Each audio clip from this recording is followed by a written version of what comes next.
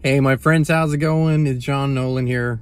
Hope you're having a wonderful day. I just wanted to come on because a few days ago, we did a show that was called The Fake Awakening, and it resonated with a lot of you. Some fantastic comments, and also some really, good and expansive questions around that. So I just wanted to do a shorter part 2 and explain a few things. So what this show was about is looking at all the people, all the speakers, all the podcasters, all the public figures in what we might call the truth or awakening movement, and what they're doing and where they're guiding people. And I didn't want to name too many names because I'm more into principles and big picture than into specific names. But here's what I wanted to share. The great late Bill Hicks said many years ago that this world, this life is basically like a theme park, and there are all the rides. And as people are in this theme park, and as they live in it and they breathe in it and they eat in it and they sleep in it, they eventually forget that it's a theme park. And so they're on all these rides and they're doing all these attractions in life, thinking it's all inherently real, and that the way that the system operates and this world operates is real. And then he said, there are those who realize it's just a ride. It isn't really real. Don't worry about it. It's all going to be good. And you can take this as an analogy and just sort of go, well, yeah, he was a comedian and he made a joke. But no, it really isn't. So this world, our system, this world, everything truly is like a giant theme park, and it has everything in it that you could possibly imagine, most, if not all of which, is simply there to distract us. But what is it distracting us from? Well, first of all, it is a perfectly orchestrated show. And if you engage in it, then you can be engaged in it from cradle to grave, from your first breath to your last breath, and never realize that something is inherently wrong with it. And in this theme park, you don't just have the regular attractions, right? Like, if you want to compare, you don't just have the mainstream media and the history books and everything, and mainstream science and mainstream medicine.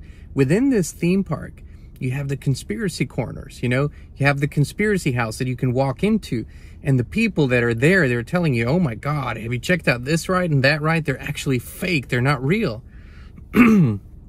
But all of this, the entire conversation is still happening within the theme park. So here's the question. What is beyond the theme park? And is there anything beyond the theme park? And how do you figure that out? Well, a lot of people are on that quest, and that's what they call awakening. Awakening is a process. It's not something that happens and it's over with. We are in a state of awakening. And the only thing that really matters is are we continually exploring, well, what is beyond, right? What is beyond this wall? What is beyond this room? What is beyond this realm? What is beyond this dimension? And the fake awakening, which is happening within the theme park, is distracting us with all the conversations that might be interesting, and rabbit holes and conspiracies, and all that is good and well, but only if it actually leads you to a point where you question beyond it. And that's what this fake awakening doesn't want to do. It does not want you to ever leave the theme park. And how do you leave it? Well, the truth is that for every great piece of wisdom that we have, that we can sort of read from others who came before us, or that we can learn through their teachings, it is usually said that these people who have, shared some really deep insight have left the theme park for a while. And what that means is people say they went into the desert, prophets went into the desert, they went on a mountain, they went somewhere, and they were alone, for a while. And it is said that they prayed and they meditated and they went within. And then later they came back and they taught others what they have learned. And I would say that if in your life you've never gone to the desert, never gone on a mountain, which means that you've actually withdrawn your attention from the theme park, from the world, that you've actually stopped paying attention for a while of what is happening there and gone within. Really within. You don't have to leave your house for that. You don't have to physically leave. You can, but you don't have to. But spending or investing a significant amount of time and attention to the inner journey, which is truly expanding beyond the theme park. It's when your consciousness asks, what is beyond? What else is there? And when it seeks that, when it asks that, it goes beyond what you can know with your brain. It goes beyond what you can see with your eyes and hear with your ears. It actually helps you expand into greater and greater states of awareness. And eventually, you don't just intellectually understand that this is a illusion, a theme park, but you have the experience of the real thing, the real field of infinite possibilities. And this world wants us to believe over and over again that we are finite, that our capabilities are limited, that we are small, that we need all kinds of gadgets and tools and distractions to make our lives meaningful, and that we need others to tell us what we can and cannot do, and they know best. Experts, right? They know best. The truth is, you have everything within you, and it is true. The kingdom is within. Just how true that is, everybody needs to explore for themselves. And that's why we had this show, because the fake awakening will leave you running in circles. There's a few hallmarks of the fake awakening that are consistent. It is willing to tell you some of the truth. It is willing to give you some of the insights and conspiracies, but ultimately, it gives you a pre-designed conclusion or destination. Here is your solution. Go and become part of X religion. Vote for X. This is the candidate. This is the savior. This is what you need to do. And this is what this matrix, this theme park does. It never wants you to go beyond it.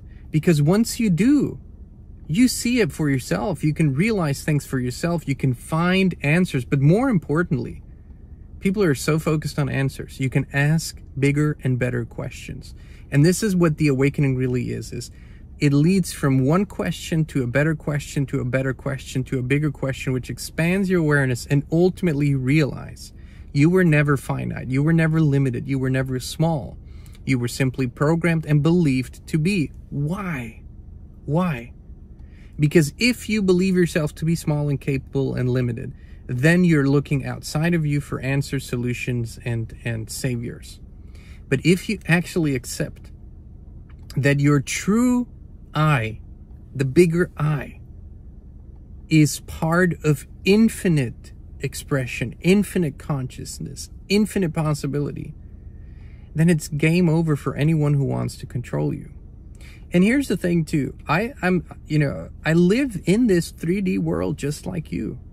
I go places, I talk to people, I go to a coffee shop and stuff like that, but I never, like I used to maybe 20 years ago, I look at these things and they don't strike me as inherently real. It's an experience, but I don't take it fully seriously.